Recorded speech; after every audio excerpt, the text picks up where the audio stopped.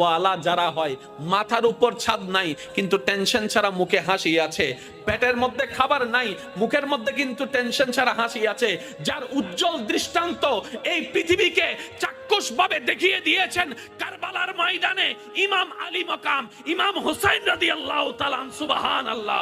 পরিবার সবাই শত্রুদের তীরের ভিতরে ছিল, তলোয়ারের ভিতরে ছিল, কাফেলার মধ্যে খাবার নাই কিন্তু মুখে কোনো টেনশন নাই, পানি নাই কিন্তু মুখে কোনো টেনশন নাই, পরিবার শহীদ হচ্ছে মুখে কোনো টেনশন নাই। জগৎ জিজ্ঞেস করে, ও ইমাম হুসাইন, এই কঠিন মুহূর্ত আপনি এত খুশি মনে আছেন কিভাবে? ইমাম হুসাইন উত্তর দেয়, আমার মাওলা তো আমার সাথে আছে, আমার টেনশন করার দরকার কি? বান্দারে, তোমার অন্তর যখন ব্যথিত হয়ে যায়, উপশম করার মতো কেউ থাকে না। দুঃখ ভুলার জন্য যখন তুমি তোমার আপনা মানুষের হাতটা ধরে দুঃখ ভুলার চেষ্টা করো, 2 দিন পরে দেখা যায়